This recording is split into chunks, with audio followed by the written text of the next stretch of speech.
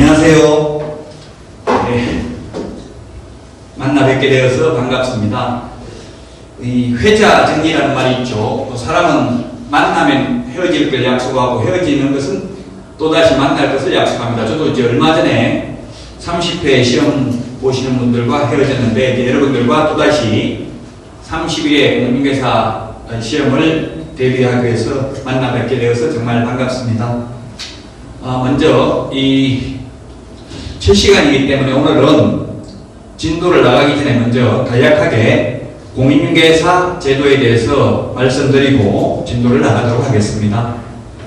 저는 이름이 박용덕입니다. 이름이 박용덕 강사입니다. 공인중개사 법령 및 중개 실무를 담당하고 있습니다. 자, 그러면 먼저 첫 번째 시험 시기에 대해서 말씀을 드리도록 하겠습니다.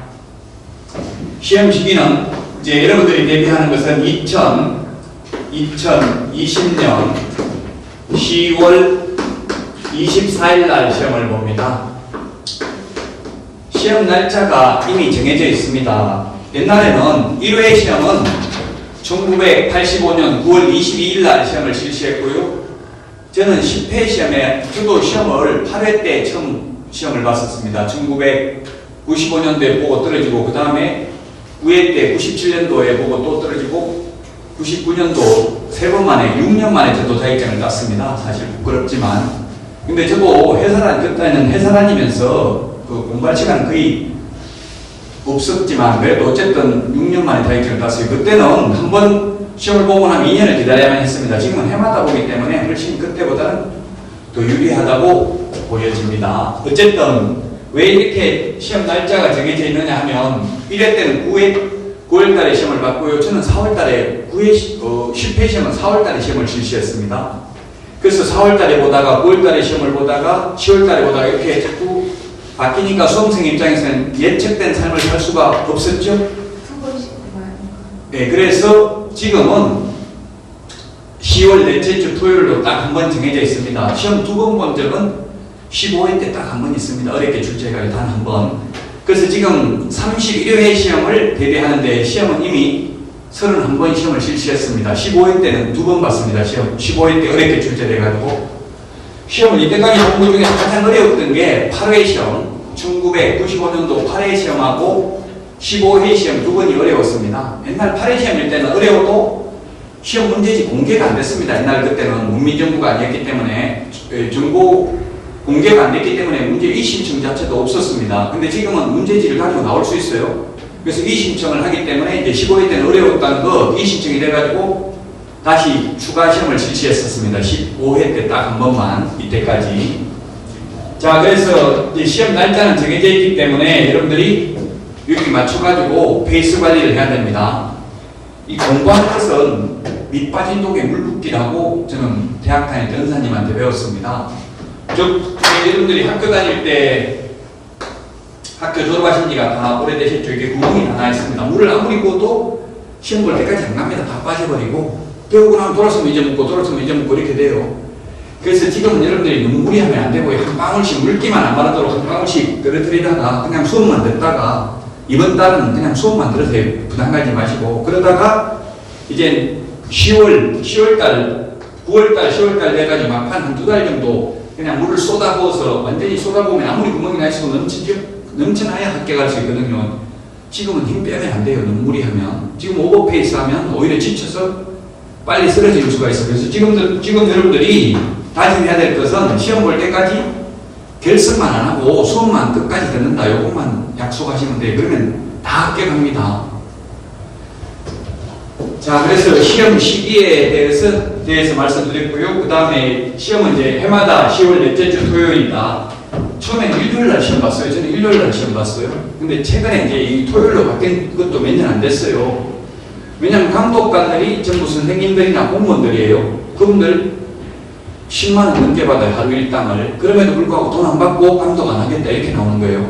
그래서 또 종교활동하는 분들도 있고 일요일. 그래서 토요일 날로 바뀐 겁니다. 감독관들 구하기가 어려워가지고. 그래서 이제 해마다 토요일 날 시험을 실시합니다. 자, 그러면 이때까지 합격 인원을 이런 것 시험에 지금 하고 있는 것들은 직접적으로 시험에 나오지는 않습니다. 그러나 대략적으로 좀 역사를 알고 좀 흐름을 알고 공부하는 게 훨씬 더 도움이 되기 때문에 말씀드린 거예요. 다 직접적으로 시험에 나오는 건 40문제밖에 없는데 그 40문제만 하려면 뭐 1시간만 강의하면 되잖아요. 딱 시험에 나오는 것만 하려면. 그렇게 할 수는 없다는 얘기. 배경 지식이 좀 있어야 합격하기가 훨씬 수월합니다. 자, 그래서 합격 인원을 보면 아까도 말씀드렸지만 1회 시험에 6만 명을 선발했습니다. 1985년도 처음으로 자격증 제도가 도입되면서 옛날에 목독방 하던 분들 합격시키기 위해서 시험을 쉽게 출제했어요. 그래서 6만 명이 합격이 됐습니다. 1회 시험에. 1회 때 6만 명이 됐다가 그 다음에 2회부터 9회 때까지는 2년에 한 번씩 시험을 받고요. 2년에 3,000명 뽑았습니다. 평균. 그럼 1년에 1,500명밖에 안 뽑았죠. 그러다가 1999년도 IMF를 맞이하면서 획기적으로 변화가 일어났습니다. 즉 IMF 극복 차원에서 합격 인원을 대폭 늘렸습니다. 왜냐하면 이 합격을 하면 실업자가 아닙니다. 자격증을 따면 취직하고 싶으면 하면 되고 개업하고 싶으면 할 수 있기 때문에 실업자가 아니죠. 실업자는 자발적 실업과 비자발적 실업이 있어요. 일하고 싶은데 일 못하는 게 실업자죠. 일하기 싫어서 일하는 사람은 실업자가 아니에요. 그래서 실업자가 아닙니다. 자격증을 따면. 그래서 실업자를 줄이기 위해서 합격자를 대폭 늘렸습니다. 10배 정도, 10,000명 정도 뽑기로 했습니다. 해마다 내부적으로. 근데 절대평가를 했죠. 1회 때부터 9회 때까지는 상대평가였습니다. 그 상대평가를 하다 보니까 2년에 3,000명 뽑았는데 이제 1999년도 10회 시험부터는 절대평가로 바뀌다 보니까 10,000명 선발하려고 했는데 난이도 조절을 잘못해서 15,000명이 합격을 했습니다. 그래서 10회 시험부터 지금까지 평균 15,000명 이상 합격을 했습니다. 최근 3년간은 23,000명, 2만 명 넘게 합격을 했죠. 물론 작년에는 좀 적게 합격을 했습니다. 그래서 최소한 15,000명 이상은 뽑습니다. 따라서 이게 우리 공인중개사 시험이 수능 시험 다음에 최고 많은 분이 응시하고 있습니다. 수능, 고등학교 3학년 수능 시험이 60만 명이 응시를 합니다. 지금 현재. 그런데 올해 접수 인원을 보면 30만 명이 접수했습니다. 우리 공인중개사 시험이. 그래서 수능시험 절반이 된다는 이야기입니다. 국민 자격증입니다. 공인중개사가 누구든지 올해 78연세 되신 분도 합격하셨습니다. 70대 분도 합격을 했고 10대 분들도 합격을 했습니다. 그래서 누구나 수업만 끝까지 들으면 합격할 수 있습니다. 근데 처음엔 아마 엄청난 좌절을 겪고 중간에 고통을 많이 받습니다. 이거 내가 할 수 있을까? 그런 걸 끝까지 참고 버티기만 하면 충분히 누구나 합격할 수 있는 시험입니다. 그래서 지금 약 2만, 이거는 상대평가가 아니고 절대평가다 보니까 몇 명 합격할지는 정확하게 알 수가 없죠. 최근에 추세를 보면 한 2만 명 정도 합격자를 배출하고 있습니다. 절대평가니까 이건 조금씩 달라질 수는 있습니다. 어쨌든 옛날에 2년에 3,000명 뽑는 거에 비하면 10배 이상 합격자가 늘어났죠. 그래서 옛날에 2년에 한 번씩 시험 볼 때는 전문 강사들도 별로 없었어요. 직업적으로 하는 전업 강사들이. 왜냐면 2년에 한 번씩 강의할 수는 없잖아요. 근데 지금은 전부 전업 강사들, 전문 강사들이 있기 때문에 아마 훨씬 공부하기가 쉬울 겁니다. 저도 1999년도 자격증을 따고 1999년도부터 강의를 했습니다. 강의하면서 자격증을 따가지고 저도 14회 때도 자격증을 따고 2번 자격증을 땄는데 지금 한 22년째 이 공인중개사법 강의를 하고 있습니다. 그래서 저만 믿고 하시면 최소한 80점은 받을 수 있습니다. 공인중개사법 이 과목에서. 그러면 다른 과목 좀 못 받아도 충분히 합격할 수 있습니다.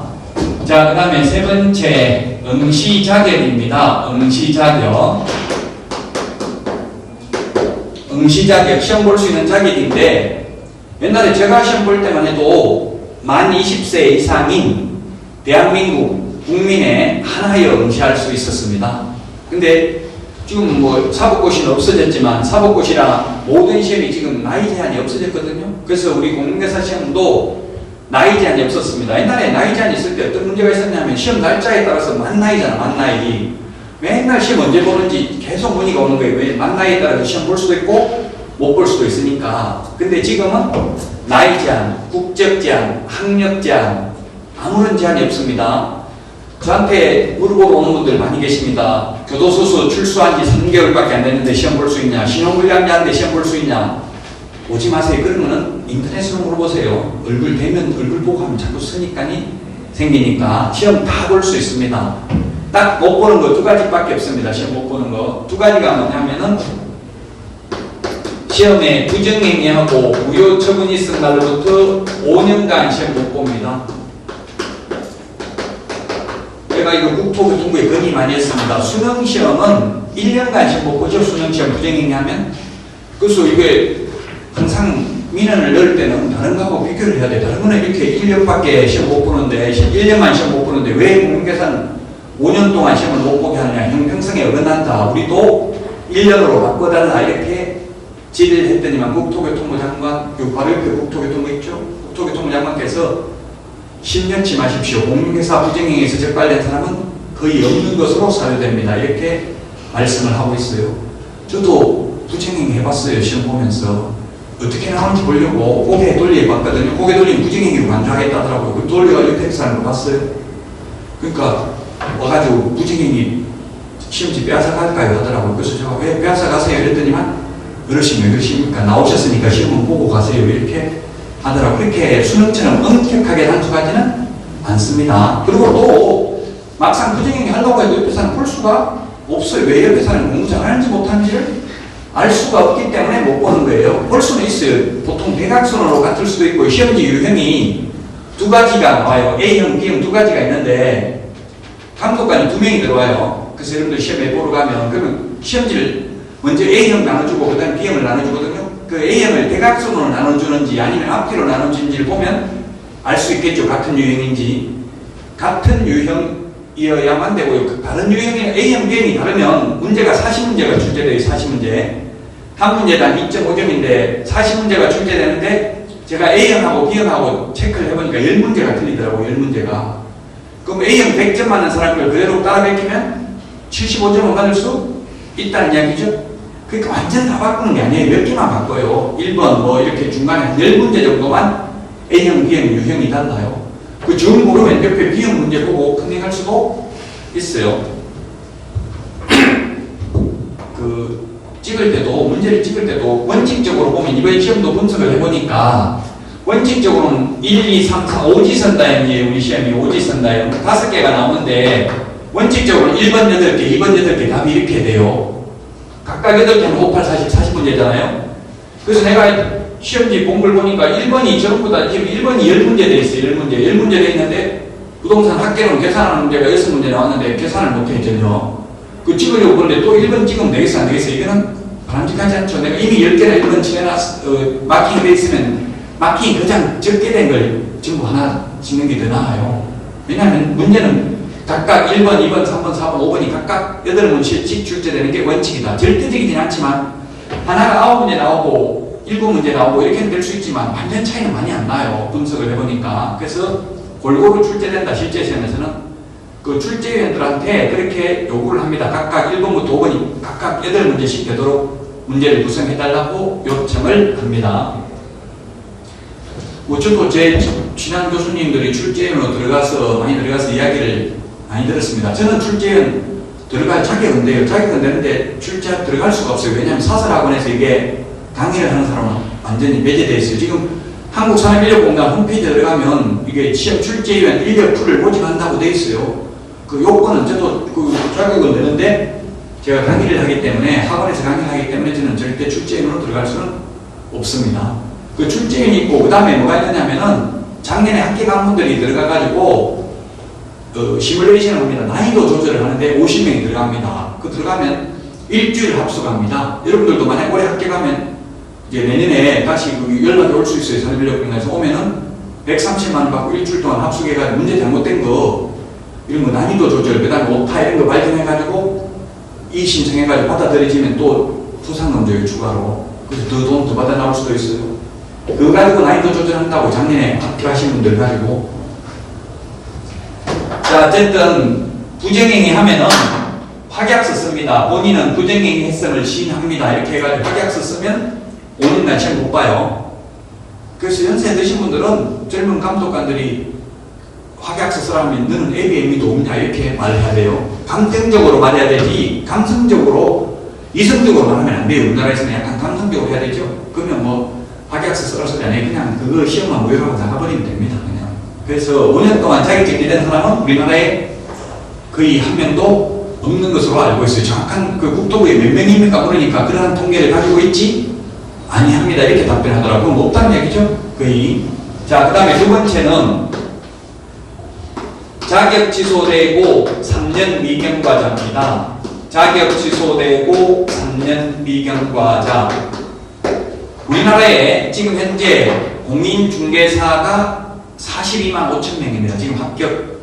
지금 30회 발표된 거 빼고 그렇다는 얘기입니다. 아직 30회 발표가 안 됐죠? 30회 빼고도 42만 명이 넘어요. 지금 공인중개사가. 이 42만 명 중에서 1년에 자격 취소되는 사람이 10명도 안 됩니다. 거의 자격 취소는 안 된다는 얘기예요. 나중에 뒤에 가면 뭐 자격증 빌려주면 자격 취소된다. 이 법에 의해서 진역형 받으면 자격 취소된다. 이런 규정이 있어요. 시험에 나와요. 그런 거는. 그런데 자격증 빌려주는 사람은 지금 우리나라의 개업 공개사가 지금 자격증을 따가지고 개업한 사람이 10만 5천 명 정도 돼요. 약 4명 중에 1명이 개업했어요. 자격증 따가지고. 그 중에서 10만 명이 넘는 개업 공개사 중에서 자격 취소되는 사람이 10명도 안 된다. 그럼 자격 취소가 어떻게 자격 취소됐냐면은 공무원들이 단속하러 나왔는데 그게 불응하고 막 욕하고 싸우고 서류고 접근하는데 안 보여주고 그러면 조사할 수가 없잖아요. 수사권이 없으니까 공무원들은. 그러면 그냥 검찰에 고발해버린다고요. 고발함이 나와가지고 이제 자격증 양도대회 이름으로 진역형 받는 경우는 없고요. 양도대회가 인정되면 자격 취소가 되겠죠. 그래서 여러분들 혹시 이제 현업에 나가서 단속하러 오면은 다 연락이 와요. 단속하러 오니까 문 닫고 도망가라 이렇게 연락이 온다고요. 그럼 내가 잘못한 게 없는데 도망가야 돼요? 안 가야 돼요? 잘못한 게 없다면? 가야 됩니다. 샅샅이 다 뒤지고 팔팔 털면 안 걸릴 사람 하나도 없어요. 아니 내가 생각할 때는 잘못한 거 없지만 다 뒤지면 하나는 나올 수밖에 없어요. 항상 단속할 때 도망가면 다 가고 문 닫고 없죠? 네, 그럼 가야 돼요. 안 가면 저도 중개업을 한 경력이 한 10년 이상 되는데요. 저도 안 가봤거든요. 장소가 없기 때문에 나는 떳떳해서 안 가니까 아예 컴퓨터 들고 가버리더라고요. 그래서 일주일 동안 일도 못해서 컴퓨터 들고 가면 뭐 샅샅이 그 뒤지면 무조건 나와요. 왜 나오냐면 예를 들면 확인설명서 서식에 빈칸을 남겨놓으면 다 채워야 되는데 빈칸만 하나 있어도 그 위반이에요. 확인설명서 작성 위반. 그럼 그 500만 원 이하가 필요해요. 탈탈 털어서 문제 안 나는 사람 없다 이런 말 나오잖아요. 우리도 지금 검찰에서도 딱 기획수사회가 누가 하는 잡아달라고 맘먹고 조사하면 거의 다 걸려들 수밖에 없어요. 저 같은 경우 아마 장난을 시키지도 못할 가능성이 많아요. 돌이켜보니까 무섭더라고요. 탈탈 털면 하나는 나올 가능성이 많아요. 저는 없다고 생각하지만 그래서 여러분들도 혹시 인터넷 가서 문 닫고 도망가라 이러면 무조건 가세요. 그래 문 닫고 가보세요. 네, 가야 돼요. 사장님 문이라고 없잖아요. 그래서 그래도 문 닫고 지고 있대. 예, 가는 문 닫고 가는 게 최고 편해요. 어쨌든 그래서 왜냐면 걸리면 무조건 왜냐면 공무원들도 단속을 하면 하나 그 건수를 잡아야지. 그냥 아무 잘못한 거 없다 하면 공무원이 문책 당할 수 있어요. 왜 조사했는데 하나도 못 접근 못했냐 이랬기 때문에 우리 교통법규 옛날에 위반하면 스티커 최고 싼 걸로 끊어주세요. 이런 거하고 마찬가지예요. 그래서 그냥 도망가고 없으면 거기 못 들어오면 그거 가지고 뭐 처벌하진 않거든요. 자, 어쨌든 자격 취소되면 3년 동안 시험 볼 수 없습니다. 이 두 군데만 해당되지 않는다면 여러분 중에서 혹시 이 둘 중에 하나에 해당된다면 여기 앉아있을 필요가 없습니다. 시험 못 봅니다. 이것 빼고 나머지는 아까도 말씀드렸지만 교도소 복역 중에서 또 시험 볼 수 있습니다. 신용불량자 시험 볼 수 있습니다. 파상 선고받은 자, 미성년자, 피성년 후견인, 피한정 후견인 다 시험 볼 수 있어요. 교도소에서 시험 보는 사람 많아요. 예, 군인들도 시험 봐가지고 합격하는 사람들도 많습니다. 자, 그 다음에 이제 시험 과목입니다. 시험 과목. 오늘 첫날이니까 계략적으로 지금 오리엔테이션을 먼저 말씀드립니다. 시험 과목. 시험 과목이 뭐냐 이런 거는 시험에는 안 나오겠죠. 당연히 공부하는 애가 다 하니까 변별력이 없으니까. 그렇지만 알아야 됩니다. 시험 과목은 1차 시험이 있고요. 2차 시험이 있습니다. 2차 시험이. 1, 2차 시험이 나눠져 있는 시험은 모두 2차 시험은 주관식으로 봅니다. 모든 시험이 우리나라에. 유일하게 우리나라에서 공인중개사 이 시험만 2차도 객관식으로 봐요. 주관식으로 보지 않고. 그 이유가 뭐냐면 수험생들의 편의를 위해서 그런 게 아니고 응시자가 워낙 많다 보니까 주관식으로 내면 채점할 수가 없어요. 시간이 많이 걸리는데 그 30만 명 뭐 접수했는데 그거 어떻게 채점할 거예요? 채점하는데 사람이 하려면 엄청나게 힘들겠죠? 주관식은 사람이 해야 되잖아요. 채점을. 저도 지금 국제사이버대 부동산학과에서 강의를 하고 있는데 우리는 주관식을 논술형도 내야 돼요. 반드시. 그리고 단답형도 내야 되는데 객관식은 다 기계가 채점해버려요. 우리가 채점 안 해요. 근데 주관식은 채점해야 되거든요. 시간 많이 걸려요. 그거 한번 읽어만 보려고 해도. 그래서 우리 유일하게 공인중개사 시험만 객관식입니다. 2차 시험도. 주택관리사 시험도 뭐 행정사 시험, 직업상담사 이런 거 전부 2차는 주관식입니다. 1, 2차가 분리되어 있는 것은 다 주관식이라고 2차 시험은. 공인회계사 다 마찬가지죠. 뭐 교원임용고시 이런 거 다 2차는 주관식입니다. 근데 우리는 채점의 편의성을 위해서 모두 객관식으로 시험을 보고 있습니다. 1차가 두 과목이 있죠. 1차가 부동산학개론, 부동산학개론이 있고요. 그 다음에 2차 시험이 2차 시험이 아니라 1차 시험 두 번째 과목이 민법 및 민사특별법입니다. 민법 및 민사특별법, 민사특별법이 있습니다. 네, 부동산학개론. 저도 사실 부동산학을 전공해서 제가 부동산학 박사학위를 받았는데 이게 부동산학이라는 게 너무나 광범위합니다. 지금 우리나라 부동산학 박사가 약 750명 정도 배출되어 있습니다. 얼마 되지 않았죠? 생긴 지가. 네, 근데 이게 굉장히 잡다하고 광범위합니다. 따라서 이번 올해 30회 시험에서도 부동산학개론에 세법이 나오고 공법이 출제되고 이렇게 되어 있습니다. 그래서 여러분들은 1차만 한다. 이건 아주 바람직하지 않습니다. 1, 2차 같이 하는 게 좋아요. 감정평가사 부동산학 원론을 봐도 공인중개사법도 두 문제 나오고요. 세법도 나오고 공법도 나오고 이랬거든요. 부동산이라는 게 세법도 부동산과 관련된 거잖아요. 작단계 2차 과목이 많이 나와요. 학개론에. 이번에도 한 4-5문제가 2차 과목이 나왔어요. 부동산학개론에.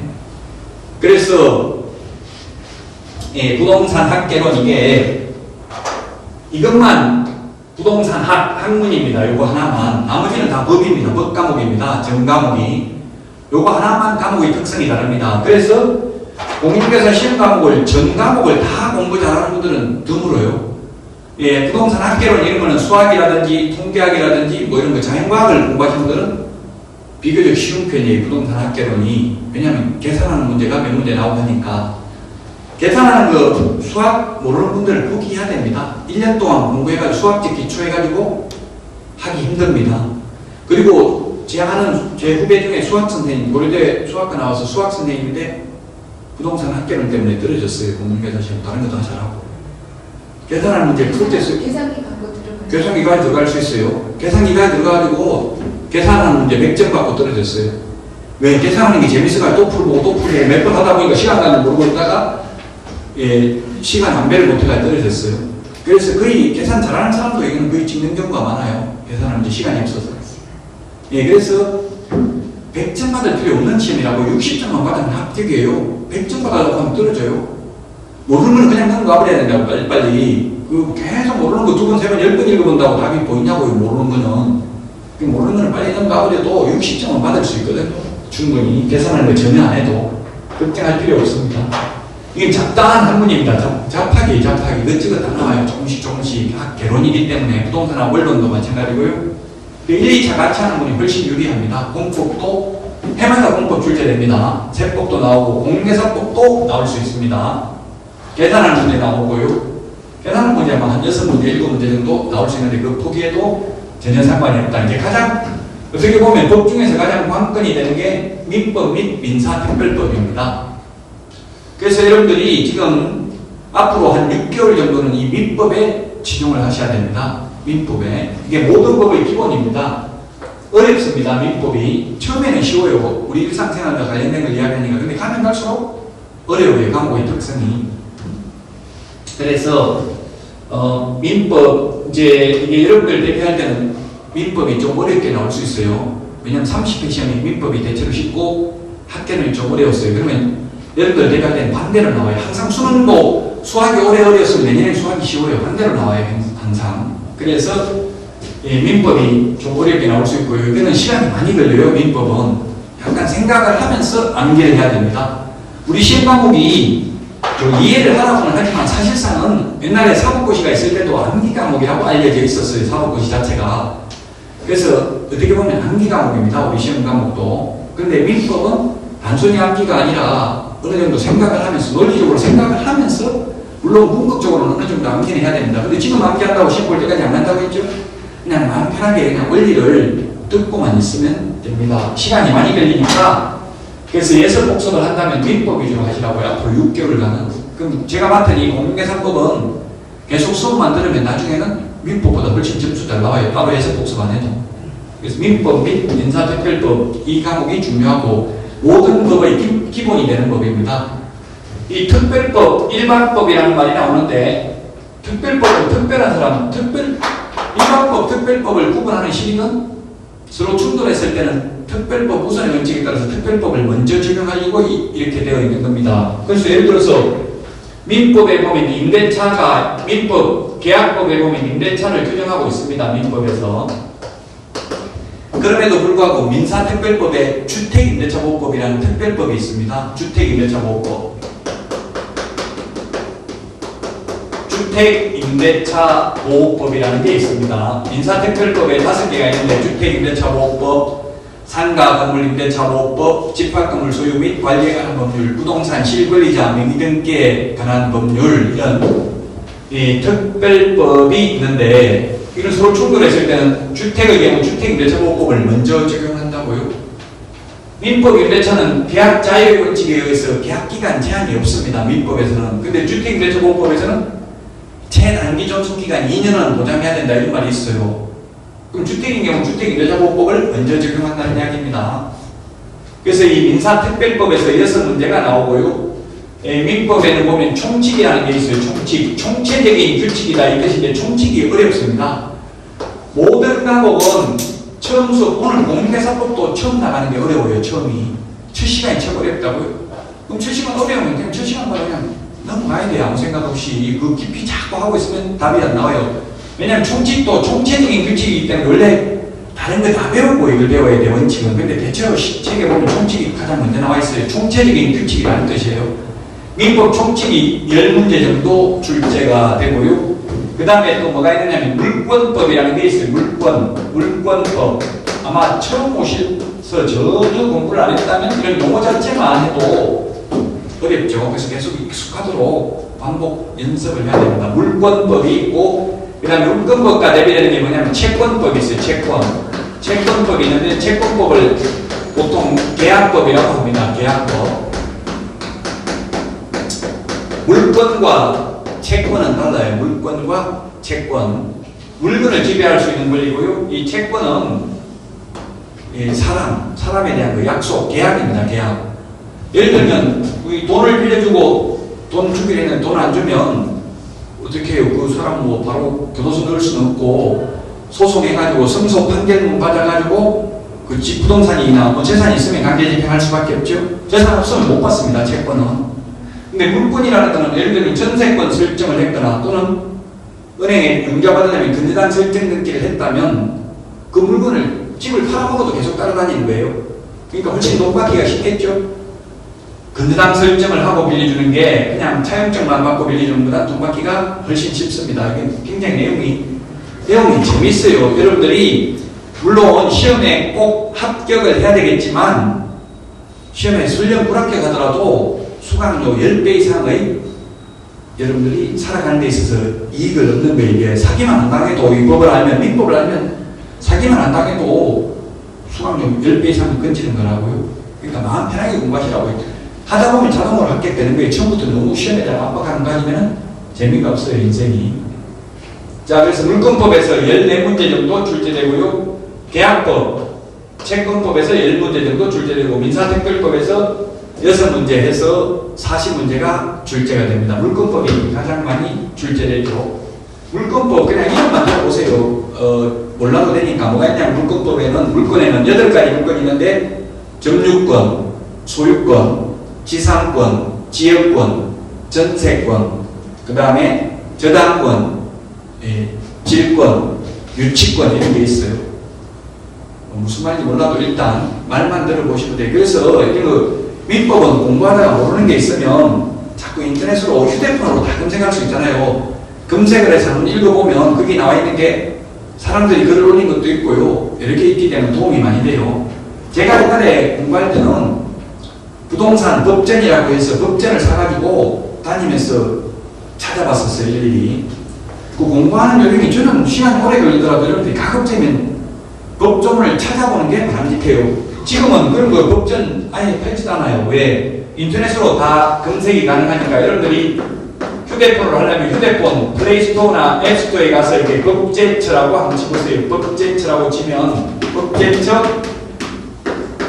어플 다운받아라고요. 지금 법제처 국가법령정보라고 나옵니다. 플레이스토어나 앱스토어에 가시면, 아니면 PC 버전이라면 그냥 네이버나 다음에 이거 치면 되겠죠. 오늘 꼭 이거는 다운받았어요. 법제처 국가법령정보. 이 국가법령정보센터에 가면 여기에 가서 법 이름만 치면 민법 치면 민법 다 나오고요. 그 다음에 PC 버전인 경우는 오른쪽 위에 보면 화면 검색이라고 나와요. 화면 검색. 오른쪽 위에 보면 화면 검색에 가서 내가 찾고 싶은 단어를 치면 됩니다. 뭐 임대차라고 치면 임대차라는 글자가 들어가는 법조문이 전부 다 뜬다고요.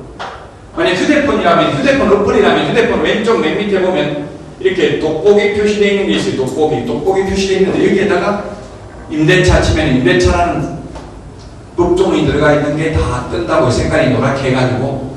물론 먼저 민법이라는 거, 민법이나 공개사법 그 법 이름을 먼저 치고 들어가서 다시 화면 검색, 이런 키워드 검색이 가능하다는 이야기입니다. 그래서 공부하기 엄청나게 좋아요. 민법이 1118개 조문인데 그걸 다 암기할 수는 없잖아요. 걱정할 필요 없어요. 시험에 나오는 거는 103조부터 766조까지 나와요. 민법. 그래서 자꾸 법조문을 찾아가지고 무슨 말인지 몰라도 읽어보고 계속 반복하다 보면, 수업을 듣다 보면 나중에는 자동적으로 알게 됩니다. 처음부터 다 알면 학원 다닐 필요도 없겠죠. 그 처음에 엄청난 고통을 받는 걸 잘 참고 견뎌야 되겠습니다. 자, 그래서 어떤 분들이 인터넷에 이런 질문 많이 하더라고요. 부동산 합계로도 100점 받고 민법도 100점 받았다. 극단적으로 이런 일은 없겠지만, 이렇게 했으면 이거 합격이죠. 합격이면 또 2차는 2차별로 세 과목 계산하는데 이거 2차에 못해주냐? 남는 거 60점 추가되는 거 안 해줘요. 끝이에요. 이거는 1차는 합격이고 2차는 다시 봐야 돼요. 더 안 못해준다고. 그러니까 굳이 60점 넘게 받을 필요 없어요. 제가 10년 이상 저도 현업 경험이 있는데 65점 밑으로 받은 분들은 80% 이상 성공입니다. 개업을 하든 취직을 하든. 근데 점수가 80점 이상 받는 분들은 현업에 나가면 80% 이상 망해요. 그 만약에 여러분들 혹시 80점 이상으로 합격하셨으면 적성에 맞는지 반드시 취업해보고 개업해야 돼. 바로 그냥 개업했다면 80% 이상 망한다고요. 근데 딱 65점 밑으로 합격하신 분들은 거의 다 성공해요. 근데 이 시험이 제가 20년 넘게 강의를 하면서 느낀 점은 꼭 자격증 따야 되는 분들은 따면 돈 벌게 막 정해져 있는 분들은 잘 안 되고요. 따도 별로 쓸 데가 없는 분들은 또 합격을 하고 이런 경향이 있어요. 안타깝지만. 그러니까 42만 명이 합격했지만 지금 개업한 사람은 10만 명밖에 안 되죠. 그 10만 명 외에도 이제 자격증을 따가지고 취직을 한 소속 공개사도 또 한 10만 명 정도 된다고 추산돼요. 정확한 거는 이제, 왜냐면 취직한 사람은 고용 신고를 해야 되는데 안 하고 하는 사람들도 많거든요. 그럼 정확한 데이터가 없다는 이야기예요. 그 약, 어쨌든 자격증 딴 분들의 약 절반 정도만 이 현업에 종사하고 있다고 봐야 됩니다. 저도 자격증 땄지만 지금 현업에 있지 않고 지금 강의만 하고 있잖아요. 그런 분들이 많아요. 80점 이상 받으면 이런 분들도 강의하는 거거나 다른데 생각을 해보셔야 돼요. 자, 여기 1차 과목까지 말씀드렸는데 시험이니까 또 너무 무리하면 빨리 지치니까요. 여기까지만 하고 쉬었다가 2차 과목부터 다시 말씀을 드리도록 하겠습니다.